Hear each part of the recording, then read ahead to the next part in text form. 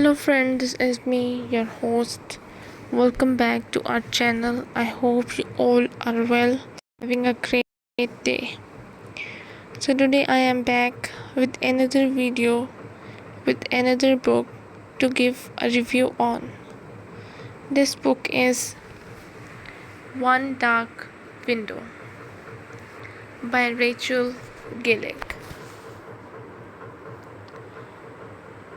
I was 9 the first time the physicians came to the house.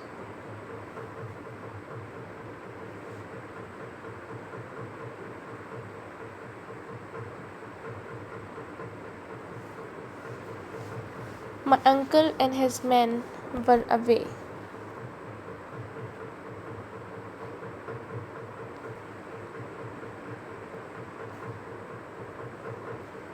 My cousins, Anne and her brothers, played loudly in the kitchen, and my aunt did not hear the pounding at the door until the first man in white robes was already in the parlor.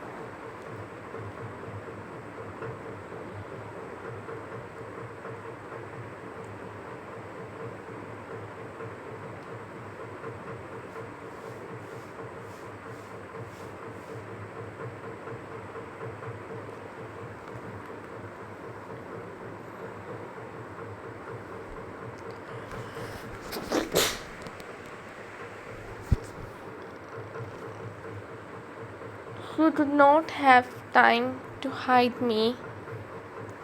I was asleep,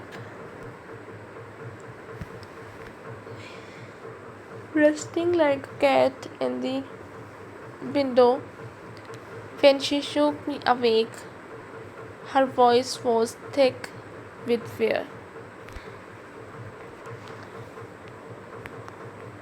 "Go to the wood," she whispered, unlatching the window and gently pushing me through the casement to the ground below.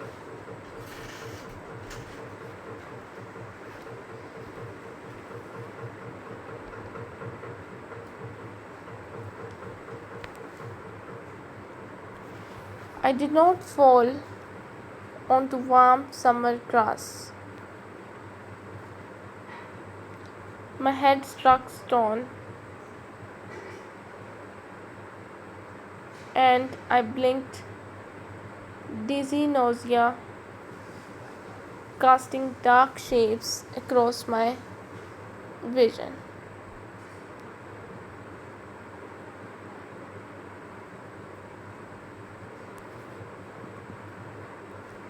My head hallowed in red sticky warmth. I heard them in the house, their steps heavy with sinister intent. "Get up," called the voice in my head. "Get up, Elspeth."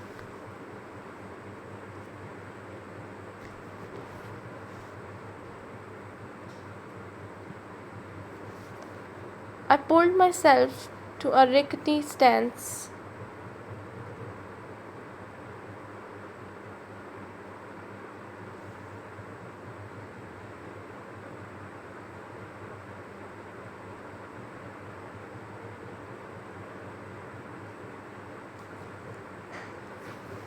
Desperate for the tree line just beyond the garden. Mist enveloped me, and even though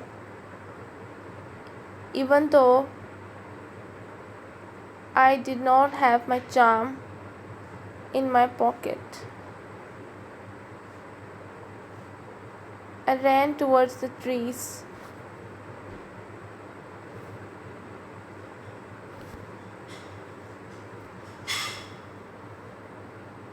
But the pain in my head was too great.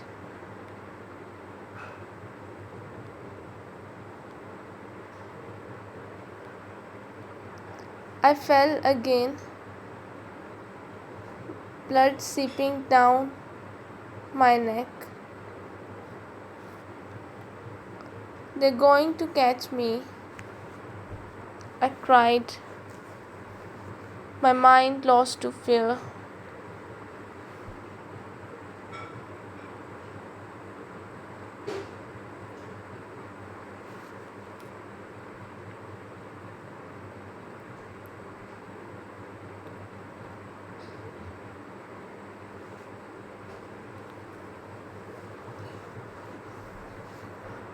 I fell again, blood seeping down my neck.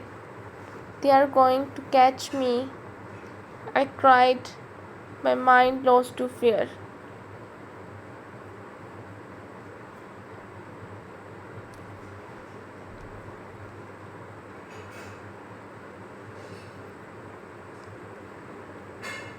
They are going to kill me.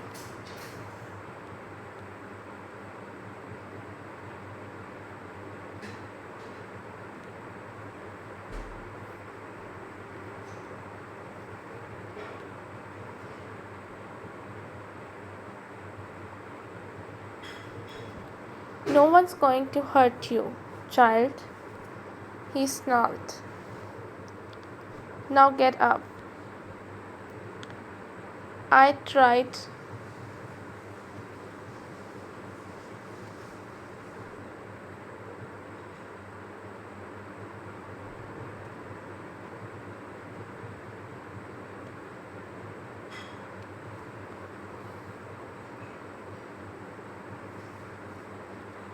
I tried fiercely, I tried, but the damage to my head was too great.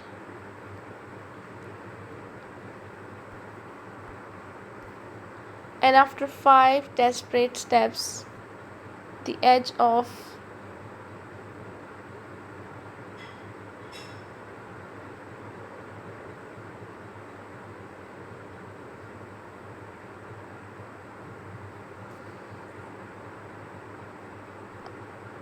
After 5 desperate steps, the edge of the wood so close I could smell it. I fell onto the dirt in a cold, lifeless faint.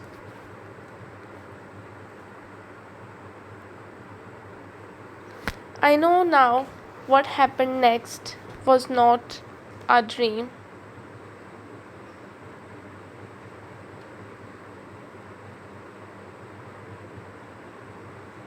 It couldn't have been.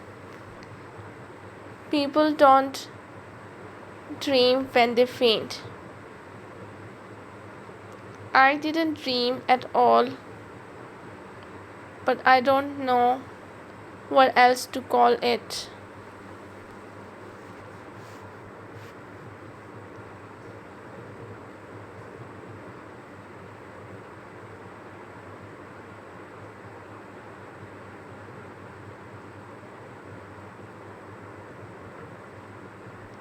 Daylight hit my eyelids when I opened them. I muffled a scream. 4 eyes blazing onto me. Dimia and Naya sat on opposite sides of my bed, leaning over me like vultures.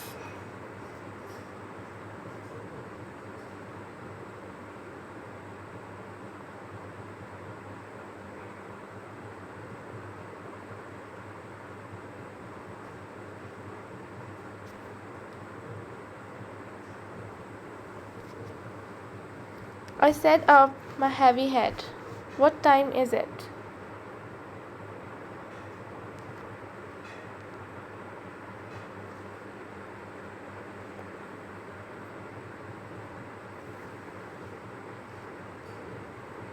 Almost midday, Nia said. Timia, with considerably less delicacy than her sister, leaned in so close I could see the spots on her chin. We saw you leave the hall with Emerald you.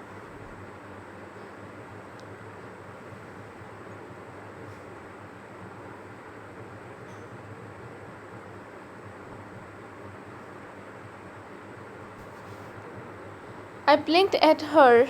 Is there a question in there, Demia?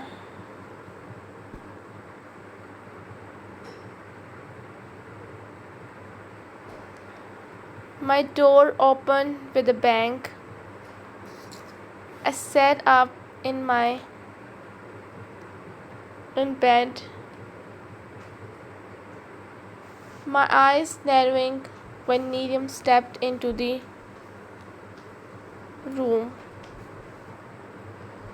The sleeping princess finally wakes.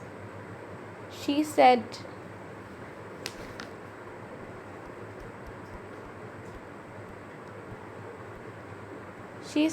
with an unfeeling smile.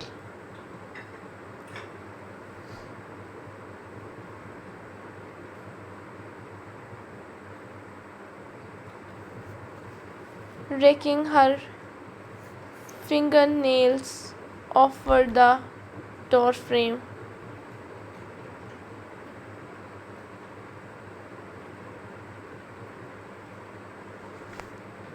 When her eyes traveled to her daughter's butt on either side of my bed, her smile evaporated.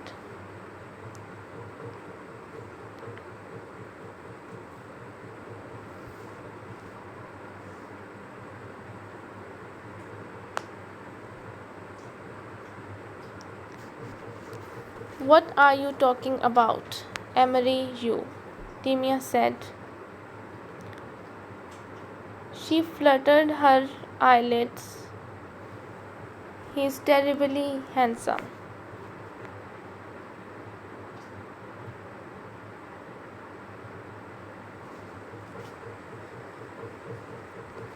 Miriam tittered.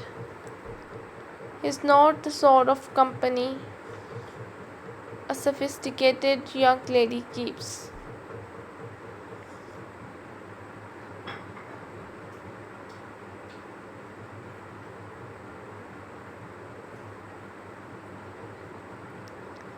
Her eyes turned to me. Even you would do well to avoid him, Elspeth.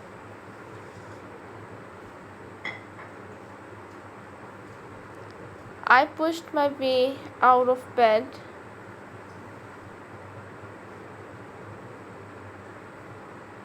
Your advice is always appreciated, Miriam.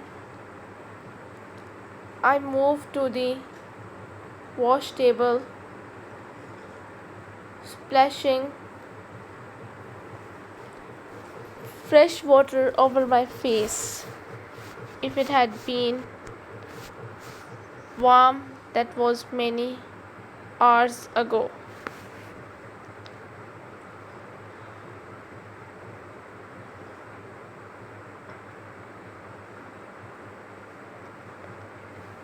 If it had been warm, that was many hours ago.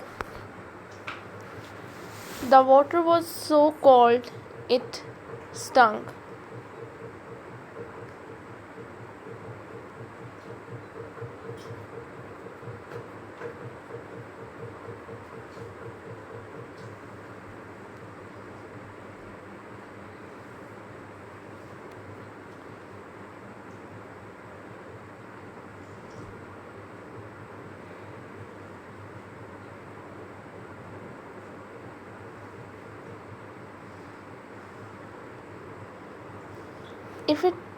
The water was so cold it stung, and if you must know, Emery Hugh was a complete pig.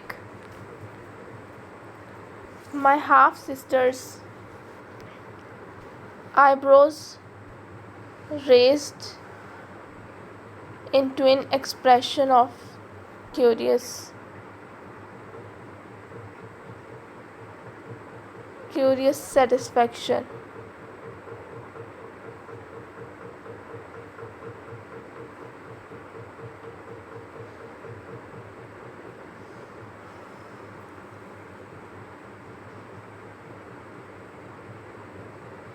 Even Miriam leaned in, thirsty for gossip.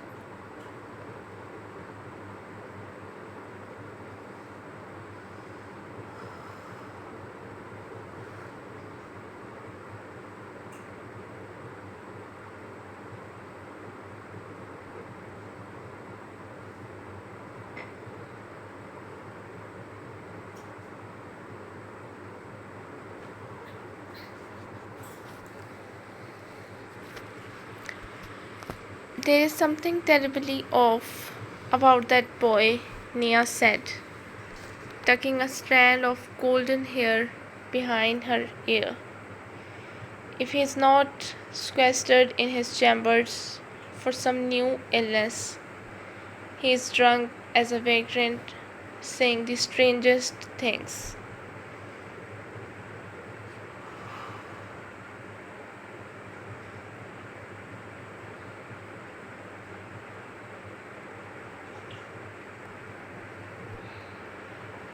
She stepped next to me, her voice teeming with poorly masked excitement. Did he say anything odd to you?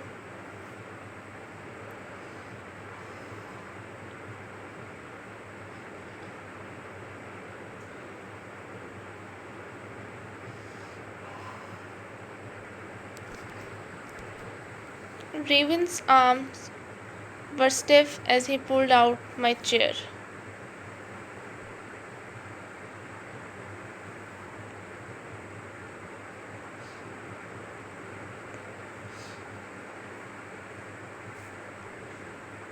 When I still did not move, his broad hand grazed my back. Please sit, Miss Spindle.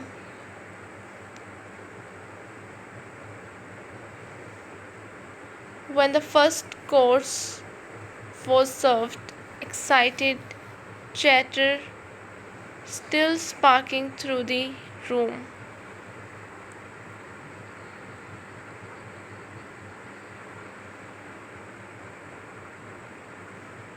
I did not touch it. I merely stared at my fork, the remnants of my previous life, smoke up a flue.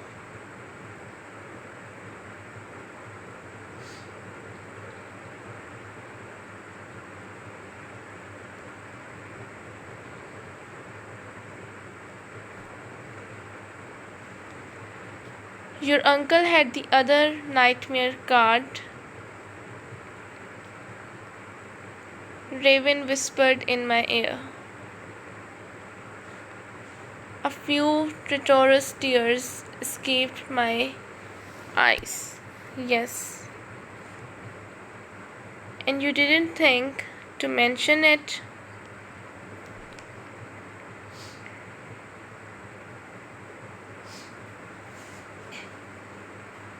I glanced up at the captain of the destroyers, caught by something in his voice.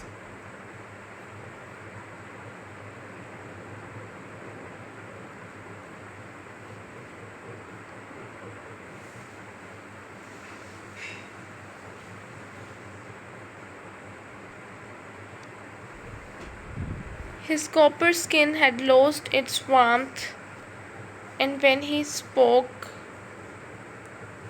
I could see his jaw muscles clench as if under great strain.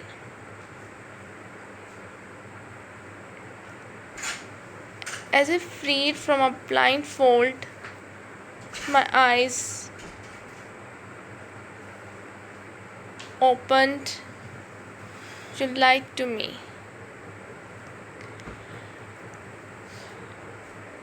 I said, the heavy weight of dread filling my chest.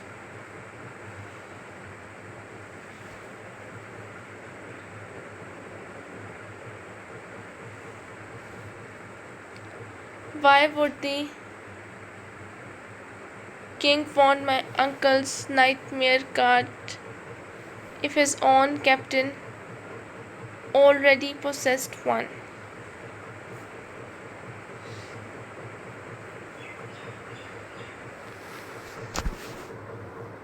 My breath pushed out of me. Unless he doesn't know.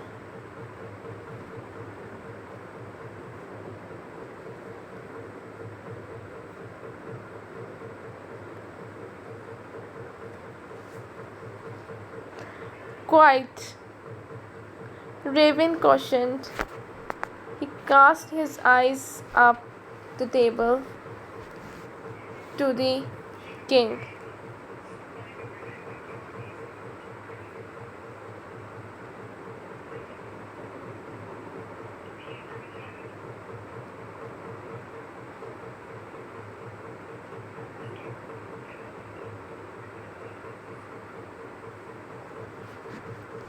Then, as if I had pulled the words out of him, he lowered his voice.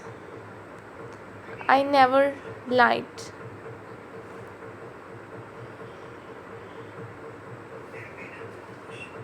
You merely assumed the king knew I had a nightmare card.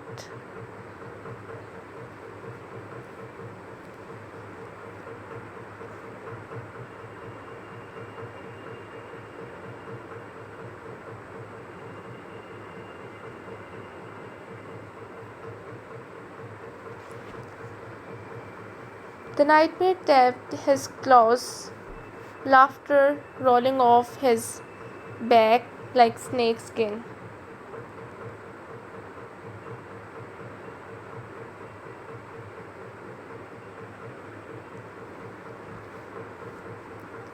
How wonderful, he said. Absolutely marvelous. Shut up and let me think.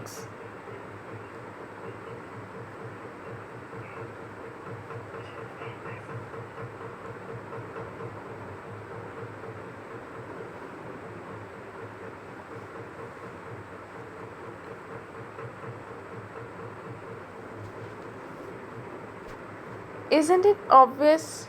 The captain of the destroyers is a sneaky, contemptible traitor. I had to sit on my hands to keep them from shaking. Just answer the riddle, he called. What has two eyes for seeing, two ears for lying? When I didn't reply, he tittered. A highwayman, darling girl. But Raven hasn't acted alone. I countered, my eyes shooting across the table to Elle.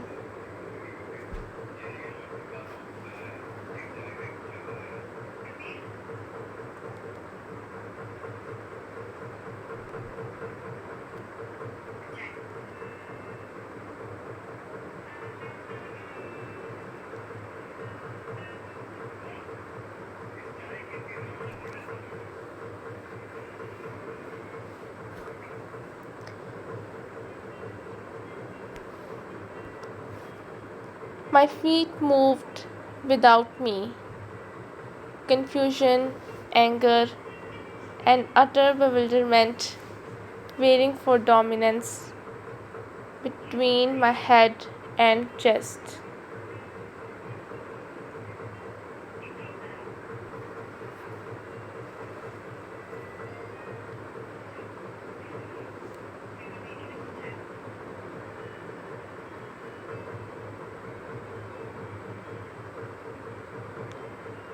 When I approached, Raven's lips curved in half a smile that disappeared the moment he saw my face.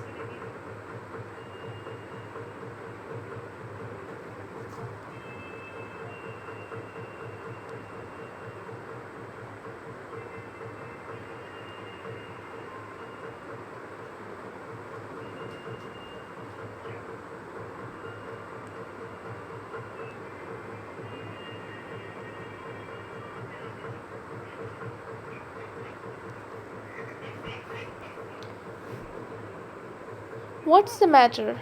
He said.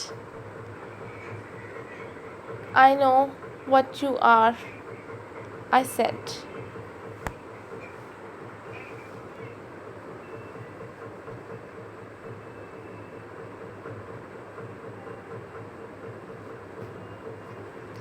I said, pointing my accusatory finger in the captain's face.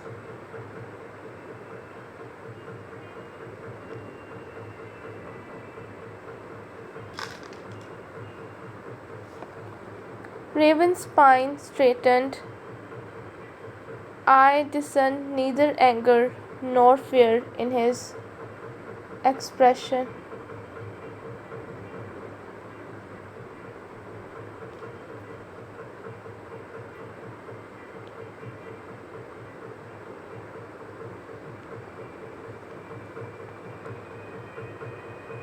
I discerned. He stepped closer, lessening the space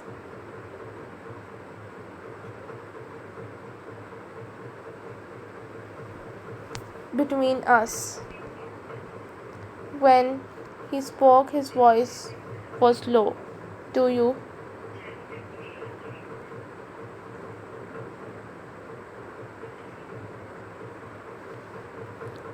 Who's the pretty lady?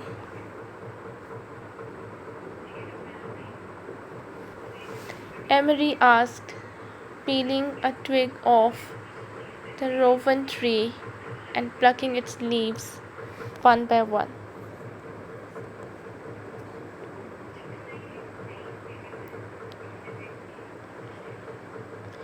Methinks she is a tree spirit, nay, a kink, nay.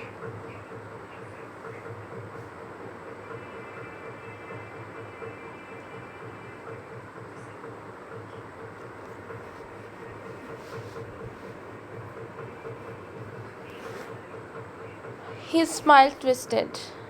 A villain.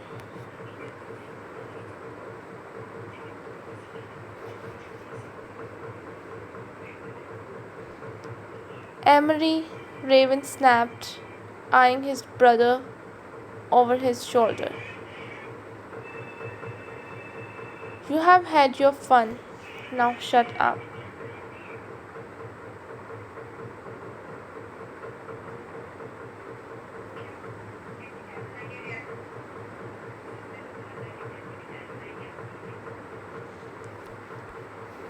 I said she was pretty, didn't I?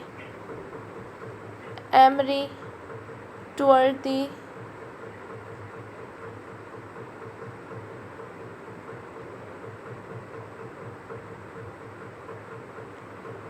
A moment later he swore, having poked himself in the eye.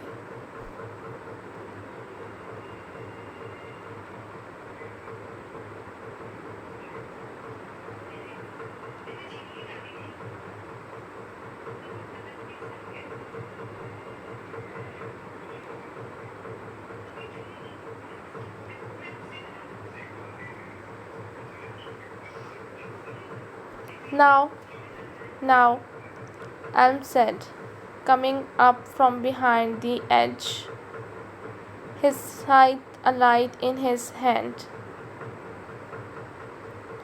We have had a lot to drink tonight, haven't we, my boy? Emily swatted his cousin with the twig.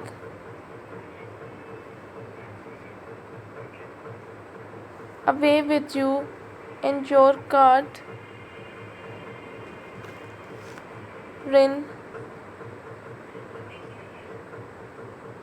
I'm not a baby in need of swaddling.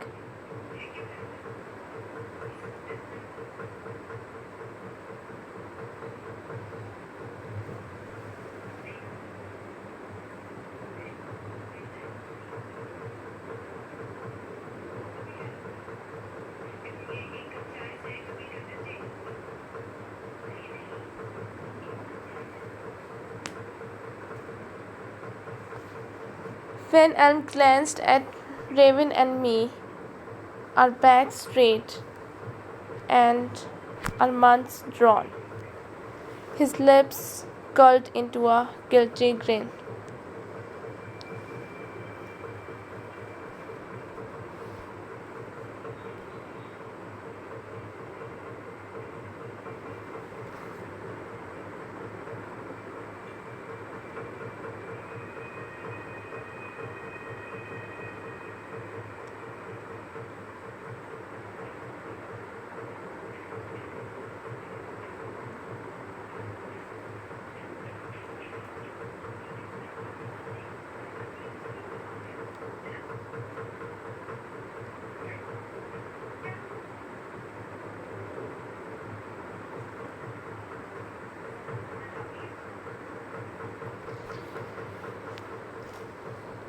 You do have a few things to discuss. I will manage the brute. Brute? Emery began to climb the rowan tree again. I am Emery Titus, you, son of warriors.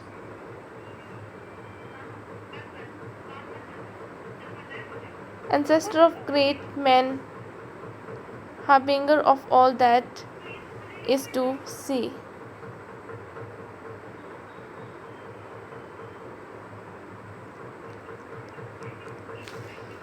He fell out of the tree with a thud, and the garden roared with elms' laughter.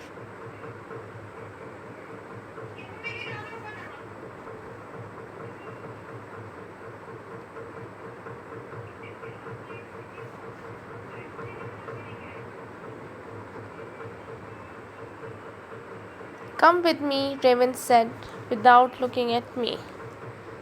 The muscles along his jaw tight.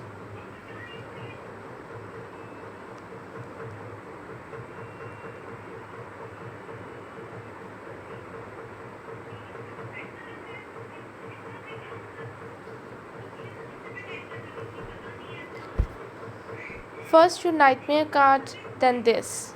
I'm growing tired of your lies by omission, Captain. The others rode.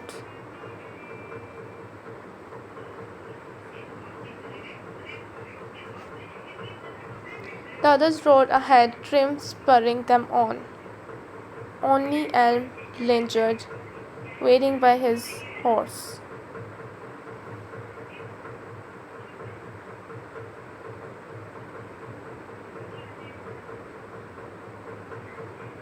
I gritted my teeth, treading another jostling journey.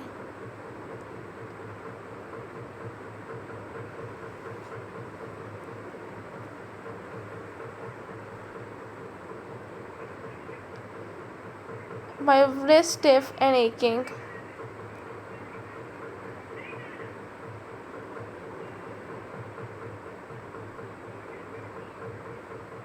But before I got close, Raven stepped between his cousin and me.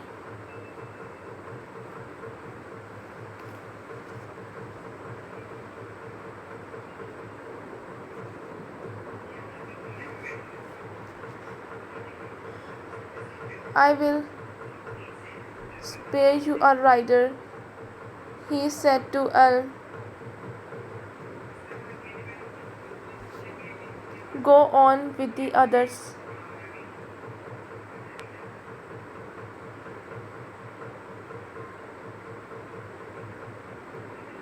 Raised a brow, his green eyes shifting between Raven and me.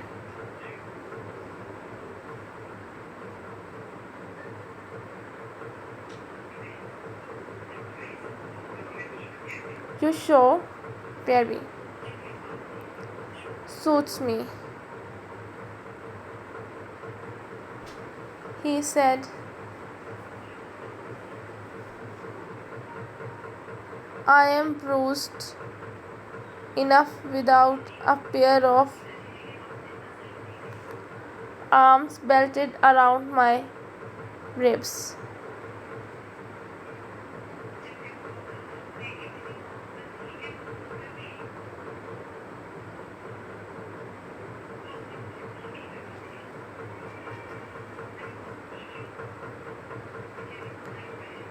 The prince mounted and spurred his horse without a backward glance, disappearing behind the shadow of his black horse.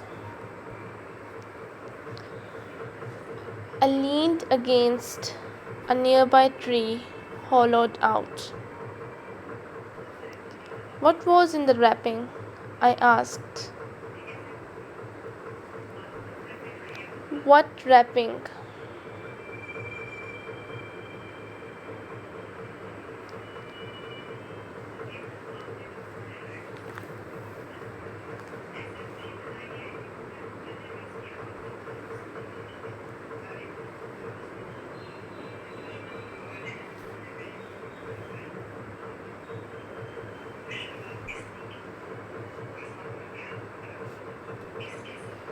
The charm you handed Jasper.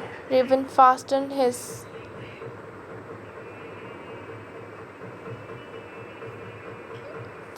saddle, the head of a viper. I keep it covered, lest I injure myself on the fangs.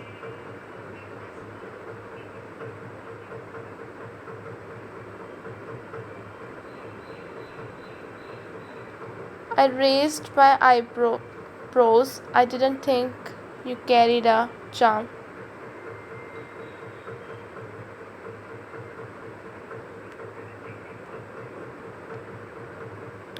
I do. He gave me a fleeting smile.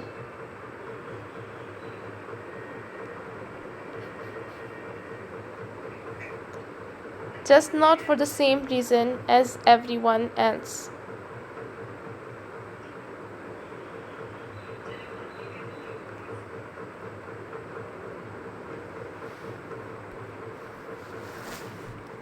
The red and black lights of Hoth's guards surrounded him like a venomous cloud.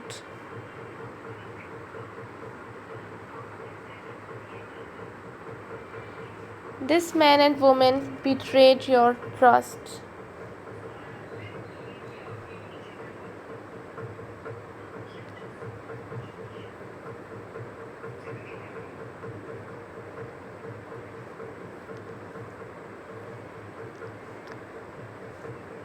The whip lashed again. The woman cried silently. Defeat stamped onto her brow.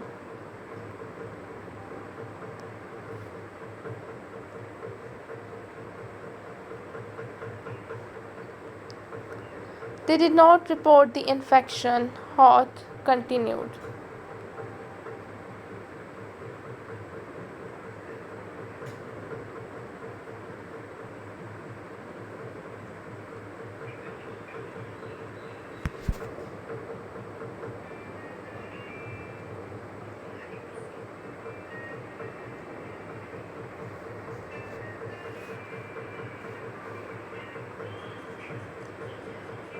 They kept their child hidden, allowing the infection to fester.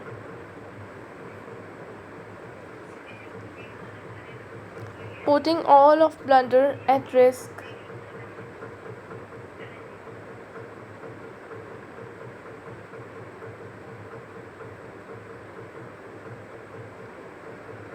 The whip ripped again, and I jumped, a long, helpless wail echoing across the square.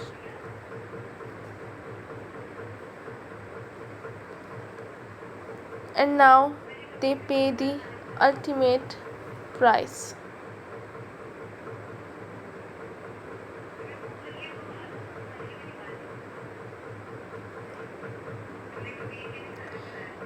I craned my neck, searching the ground. Where is the child? I whispered, my voice breaking. Elm shook his head. His green eyes had gone cold. Around me, Blunder's citizens were frozen to the cobblestones.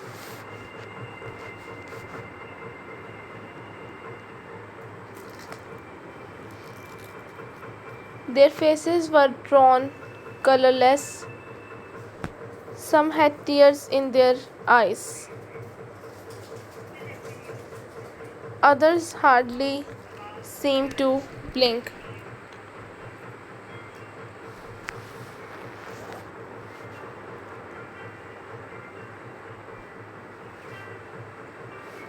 Some wore heavy brows, their expressions twisted.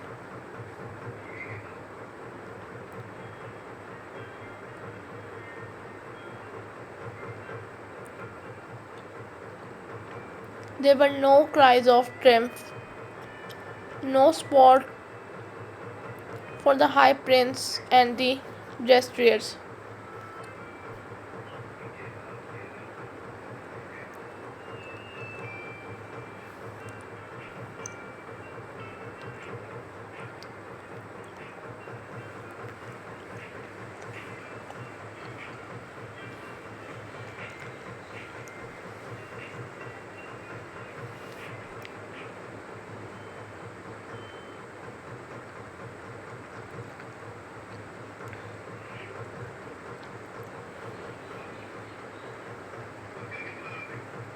But they were too afraid to stop it.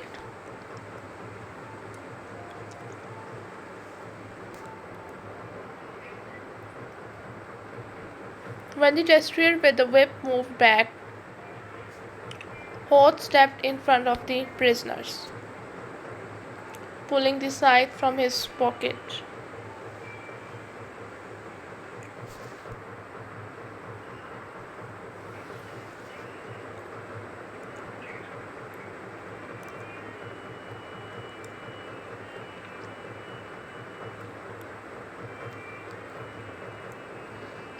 He tapped it 3 times.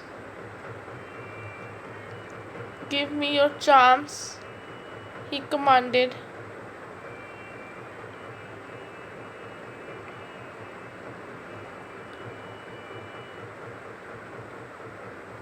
The prisoners dug at their clothes, their eyes dull and unfocused.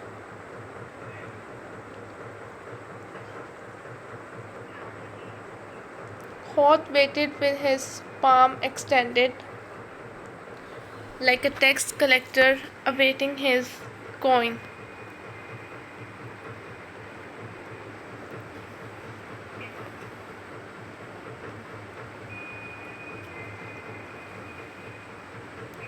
The prisoners dug at their clothes,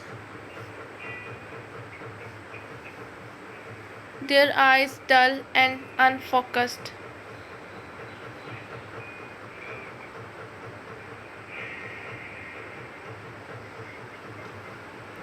Hoth waited with his palm extended, like a tax collector awaiting his coin.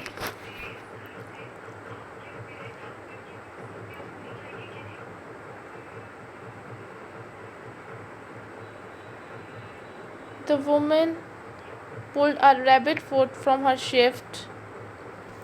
The man, his hands bloody, an owl feather. They handed them to Hoth, who crushed them beneath his boot. "The infection is a blight," he called. His words cutting through the cavernous silence.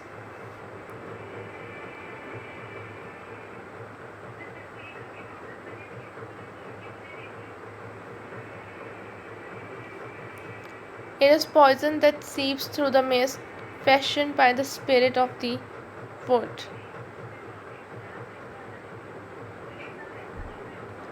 Those who fail to report it commit treason.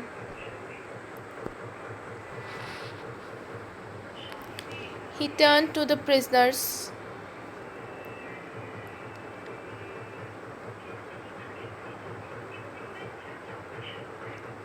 "By the authority of the king,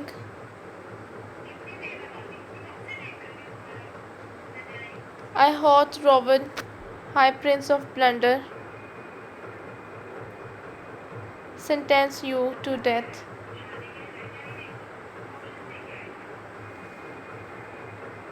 The sudden sharpness of the destroyer's shouts hit my ears.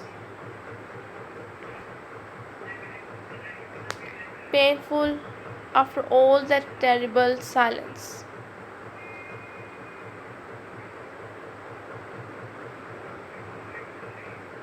Go, they called, flanking the crowd to the gates.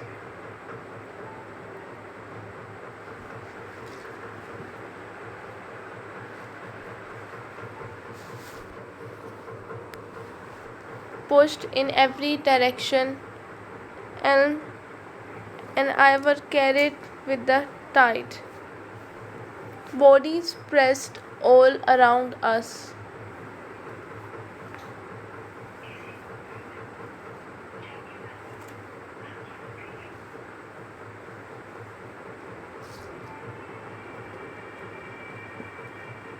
The prince clung to me, his fingers tight on my arm as we jostled about.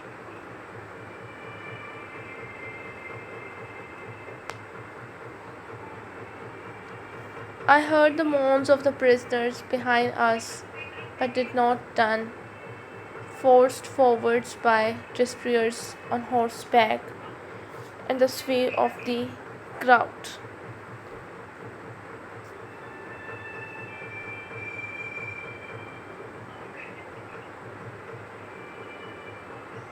Everyone was in the great hall. No one saw me slip up the stairs.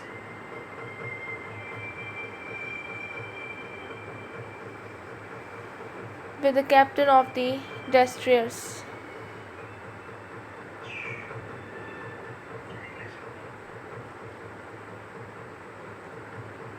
Or if they did, I just a maiden,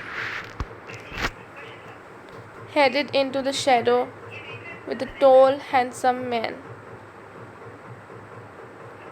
Not the first, nor the last of my kind.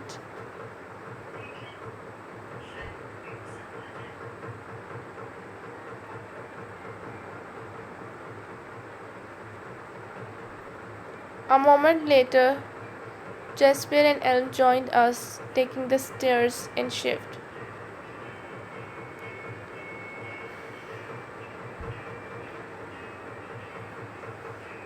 We need to split up, Jasper said.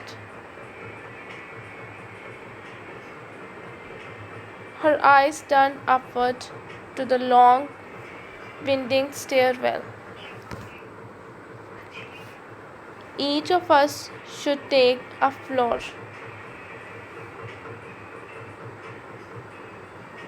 Raven shook his head.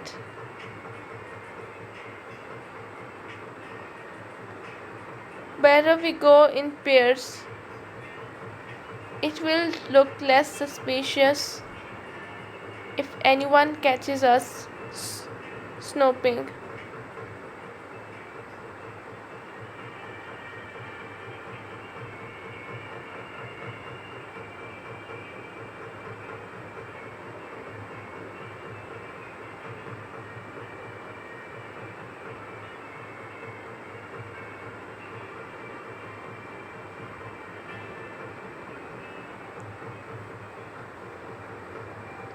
Each of us should take a floor. Raven shook his head. Better we go in pairs. It will look less suspicious if anyone catches us snooping. Will it? Tapped his finger on the banisters. His green eyes landed on me. Fine. Spindle, you are with me.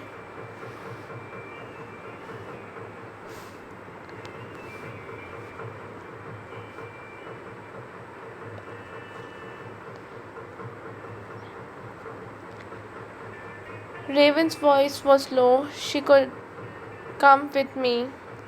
Raven's voice was low. She should come with me. Trees, Raven, you will survive a moment without her.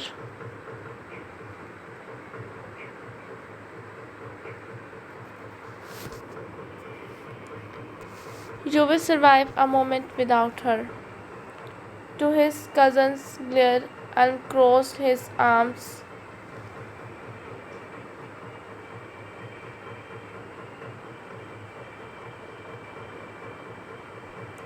To his cousin's glare and crossed his arms. Unless, of course, your prioritize lies somewhere beyond finding the wild card.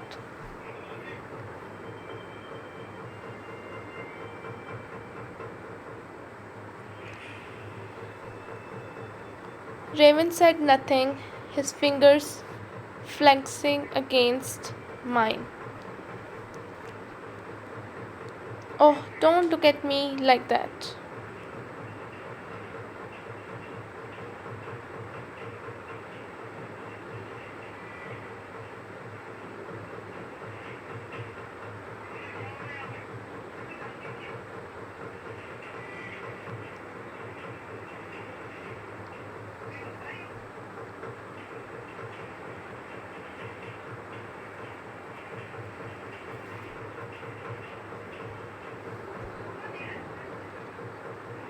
You have a mirror, and Jess is our best lockpick.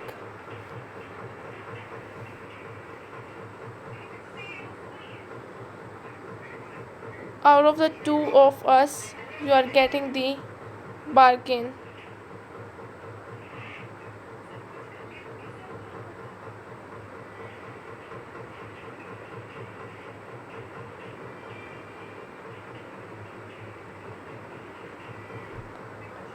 I don't think it was lock picking that appealed to him.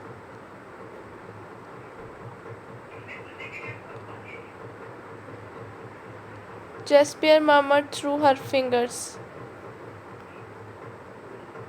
Or perhaps that's exactly what.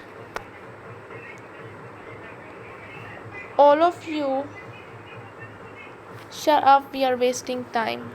I slipped my hand out of Raven's.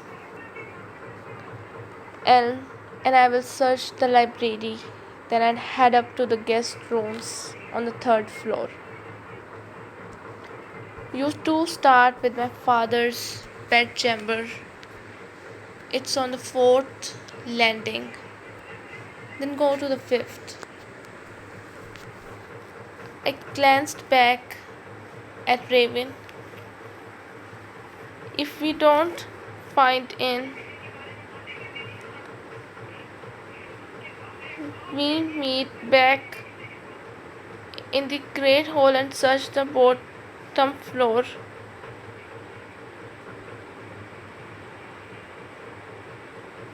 Alm saluted me. Yes, Captain. The dungeon was the coldest part of the castle. The captain of the destroyers and the prince waited together in silence.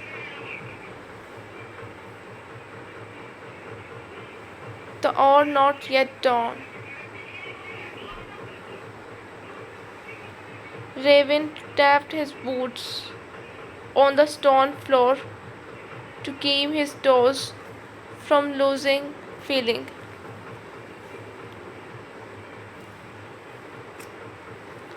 Have you slept? Elm asked, his breath pluming out his nostrils as he paced the antechamber.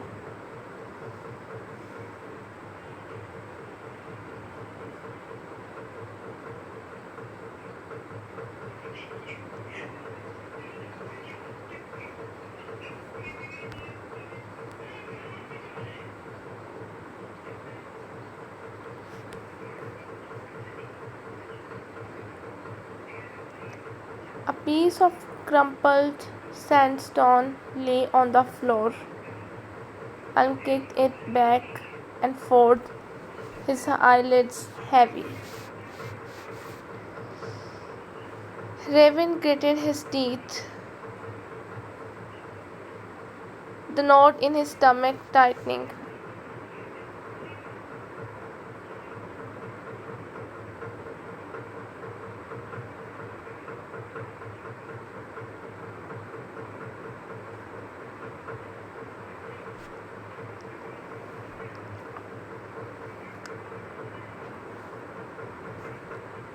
A moment later, he ripped his hands away, yellow eyes flickering across his vision.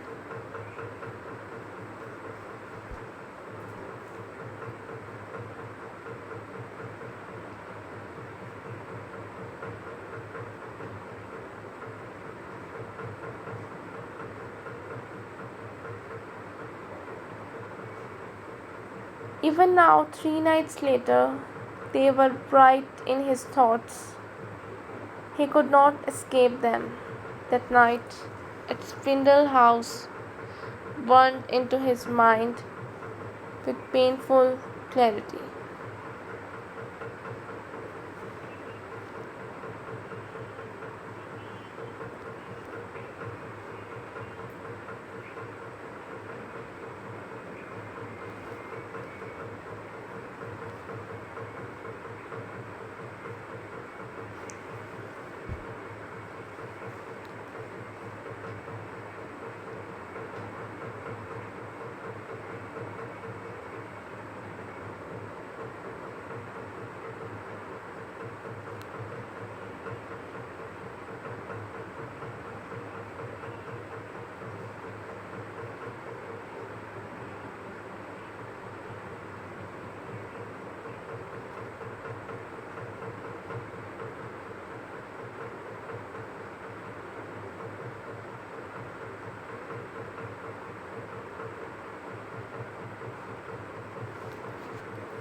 It all had happened so fast. Shadows chased them like demons up Spindle House's winding stairs. Raven pushed ahead, his heart flame in his chest. When they got to the small door on the sixth landing, he slammed his hands into the wood, calling with his nightmare card. But he was met by only silence. Elspeth, he shouted, Ren tightened like a rope around his neck. Elm's knuckles were white on the latch. It's locked. Break it down, Raven snapped, turning to despair and the black horse in her head. So this is all we have from this book. I hope you guys liked it. I'll be back with another video. Till then, just take care and goodbye.